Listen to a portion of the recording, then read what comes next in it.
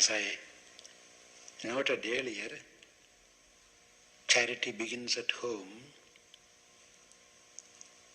Not only the charity, but everything begins at home. Whatever you want to see outside, you should have it yourself. The perception begins with you. If you want love all around you, you should have that love in you. Because what you have, you project. So to see a better world, a peaceful world, you should find the peace within you. That is the beginning of a peaceful world. And that is the essence of yoga. To find the ease and peace in you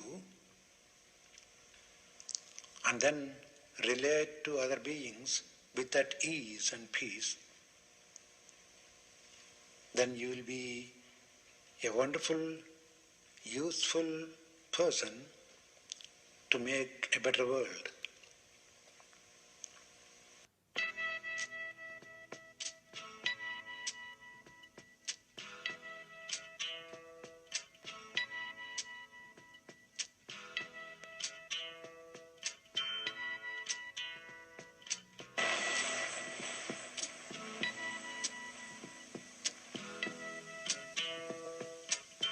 This was really the trend. It was like the newest thing. There was an awakening really happening that everybody wanted to be awoken. What it is ain't exactly The artist Peter Max was part of the 60s hippie culture and was one of those responsible for bringing Satchidananda, or Swamiji, as he's known to his followers, to the West. And I said to him, I said, Swami, America needs you. And I remember he kind of laughed and he slapped his knee and he said, why, America needs me? I said, America needs you. And he said, well, if America needs me, maybe I'll come.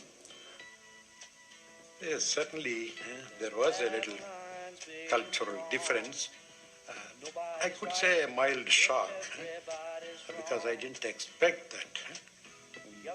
The first group of people who were around me, they just were lying down on the floor and showing their feet right over my face and blowing cigarette and say, Swami, could you tell us something about yoga? Swamiji gave the opening address at the Woodstock Rock Festival in 1969. America leads the whole world in several ways. The grandson of Mahatma Gandhi met me and asked me what's happening in America.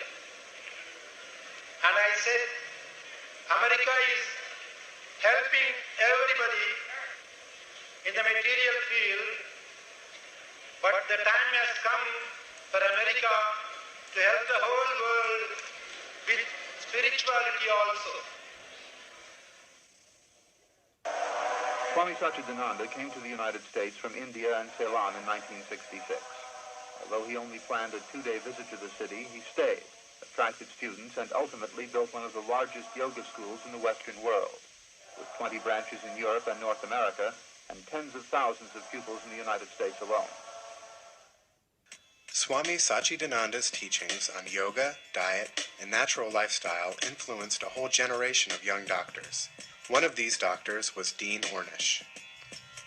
For over 20 years, Dr. Dean Ornish has been making headlines as the first doctor to prove now that heart disease can really be reversed by changing your lifestyle.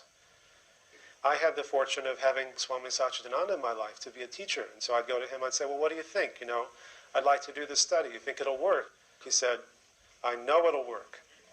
And I'm saying all this just to tell you what a debt that I feel to Swamiji, not only for teaching me these things in my own life, but equally important for giving me that sense of confidence of what was possible. Really, all of the work that I've been doing is just what I've learned from Sri Swami Satchidananda in different forms. What do you do when you get angry with somebody on the set? My professional job is to learn as much as I can. Swami Satchidananda, he just died, was a great man. You'd have liked him. He said, when you're angry, the last thing you get is information. It's the first thing you want and the last thing you get. So anger, he said, never pays. It never pays. So I gave him an example. I said, okay, Swami, I love to call him by their first name. I said, okay, Swami, I come home and my wife's in bed with another guy. There she is, in bed with another guy. What do, Swami? I'm going to yell and scream. He says, aha, very brilliant. Yell, scream, and he runs and she thinks you're a maniac. What if you said, I'm going to make some tea? Why don't the three of us talk about this? Then he was smart. Who owns that moment? You do. Who's going to get information? You will. By not being angry. That Swami ain't from Texas. That's right, you're not from Texas. That's right, you're not from Texas. That's right, you're not from Texas. Texas wants you anyway. That's right, you're not from Texas. That's right, you're not from Texas. That's right, you're not from Texas. Texas wants you anyway. Satchidananda's fame in New York and elsewhere stems in part from his activism within the circle of religious leaders. In 1966, he met with Pope Paul, and again in 1970. The Swami, along with clergymen of the Jewish, Buddhist, and Catholic faiths, directs an ecumenical organization called the Center for Spiritual Studies in New York. The world is going through a lot of chaotic condition because of the religious differences. I feel that religion is to bring the humanity together, to make them feel that we are all family, one global family. But if the very same religion is separating people, then there is something wrong with the religion. But then again, I can't say it's anything wrong with the religion, because religions teach to be loving each other. So then why? Then there I see it's not the religion, but the religious ego. A group of people understand the religion in some way and say, our understanding is the only way. Your understanding is wrong. So we narrow the religion, we don't go to the depth of the religion, so they quarrel in the name of religion, which is supposed to bring us together. So I thought we should do something. So we started with having religious groups coming together and discussing, giving talks. And then all of a sudden, why not we do something instead of just talking? So that gave room for this yoga ecumenical service. We call it YES, say yes to everything. Then I thought there should be a place to remind that, a permanent place. It is that idea that made me think of Lotus. LOTUS. It stands for Light of Truth Universal Shrine. And this is a unique place, the first shrine which could accommodate altars for all the various faiths. Because even if you don't believe in God, that is your faith. A non-believer also has a faith. So it accommodates all the various faiths. So anybody who comes here can see it's my place. And people have all over the world come, visited, and they felt so much at home. So it's a physical, concrete symbol to express the goal that we should get united in the name of religion. That's the purpose of religion. Let's not kill each other in the name of God and religion. Seated here with me is Swami Satchidananda. When I saw him today in our green room, I said, I think of you every day, and I meant that. I do. I read your book, Beyond Words, every morning. It gives me a little something special, and I'm so happy you could be with us. Thank you. I want to start with some basic things. We have an audience today. Maybe we can do some breathing with them later.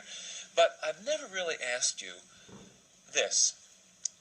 How can anybody get to be a Swami? Do you need, an outfit like this, or could you wear a three-piece suit and be a Swami? Sure. It's not the dress that makes the Swami, or the beard that makes the Swami. The Swami means the one who is the master of himself. That's the literal meaning of Swami. That means if you can be the master of your own body and mind and the senses, then it doesn't matter what you are doing, what you are wearing, you are a Swami. And it doesn't necessarily mean that you have mystical qualities. It doesn't mean that you have to essentially practice yoga. One could be a Swami and be a businessman, Oh, yes, a woman who's a anybody, housewife. anybody. Anyone can do it. Anyone. You can, your profession could be anything. Well, for example, with you, what were you doing 25 years ago? Well, prior to being almost 40 years back. 40 years back. Yes. Let's go 40 years back. I'm just curious a little bit about your life. After my education, I went into the business field. I was in the automobile industry. I was an automobile engineer, electronics, and sometimes cinematography. I was working in studios like this. Well, what happened that got you out of that business and into this? Well, somehow in the beginning I thought that only by getting into some kind of limelight and doing things and getting the appreciation and applause of people, I can be happy, otherwise no. But later on I found out that I don't need to depend on anything to be happy, because I am just happy without any of these things. You're always about the same level of happiness? Always, because I don't depend on anything, any level to be happy. One of the things I read in your book that I try to think about a lot is something that basically is like this. A person is limited according to his attachments. Yes. Explain what that means. See, a person, when I say a person's natural quality is to be happy always. Are we all born with a certain amount of potential for happiness? See, even the scriptures say, to quote Bible, for example, God made man in his own image. What is the image of God? To be unhappy? No. So God's image is happy. So I would like to call him Mr. Happy. God? Yes. Is Mr. Happy? Mr. Happy. Well, and when I am... instead of God. Maybe it should just be when I am happy, though. Maybe it shouldn't be Mr., you know? Well, Miss or Mrs. or something, yes. I need not put him into... a sexual category. No, That's no, really no, just no. a label, sure. Sometimes the Hindu philosophy talks about God as that. That or it. Well, when people will say to you, particularly if you get involved in a debate, Swami, and they try to get you to define your religion or define the God that you believe in, how do you describe that God, other than happy? Well, God is... See, we can think of God in terms of certain cosmic quality, say cosmic love, cosmic beauty, unlimited love, not conditional love, unconditional love. And his, again, sorry to use the term his, because it's a habit. It's a habit. Sure. So its quality is expressed in the very nature itself. Take anything in the nature except human beings, because they have been given a little free will to forget that. It's our free will that messes us up so frequently. Exactly. Right? All other things, plants, animals, they don't have any free will. They are still in the same natural state. So they are always happy. They don't look for any reward for what they do. Well, how do we involve ourselves in being uninvolved with our free will? If our free will is what's giving us our problems to begin with. That is where sometimes I think that God must be a little mischievous in giving you that long rope and wanting to know what you are going to do with that. That's why even when he created Adam, he told Adam clearly, Adam, I have made you in my own image, but I am giving you some free will to do whatever you want. At the same time, he showed him the tree and the fruit and told him not to eat the fruit. It's like your son. You take your son, open the refrigerator and show him the candy inside and tell your son, don't eat. Don't eat. Sure. It's like Mayor Koch said, yes. If you tell somebody to think about not to think about elephants, they think about elephants. That's a quote from our mayor of New York. He actually said that. So, along the way to becoming a Swami, right, what were the most difficult things for you to give up about yourself? Because I'm sure you must have gone through enormous changes. Well, in the beginning, as I said, I was attached to things, thinking that I will be happy only by having it. Did you have a sports car, for example? Yes, in a way. 3-speed. Yes, Yeah. yes. So you had to give that up, sort of? I had to give that up. And I had many things that, like anybody else, I was attached to. But later on, I found out that when I am attached to something, I become anxious. Will I lose it?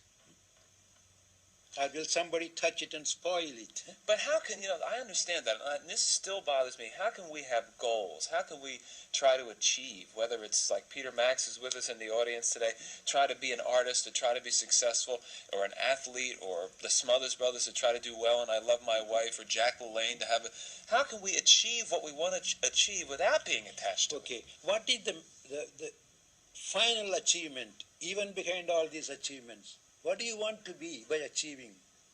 Happy. That's what. That's right. This is true. So that I say you have it already, even without all that. But I don't say that you should just sit dumb without doing anything to be happy. Do anything and everything. It's like a mono play. You shuffle your own chord, you play it, and when you don't want it, close it.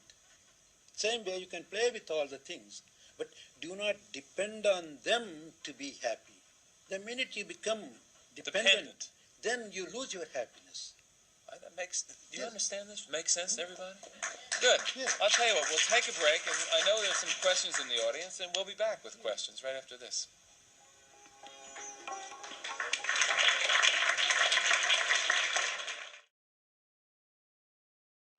He took the most profound, the most sublime teachings, and he made them very simple and clear.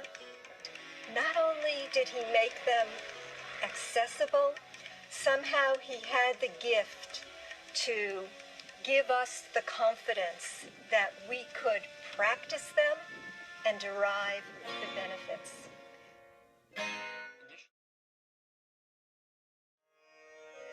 The Gita says, Samatvam yoga uchyate.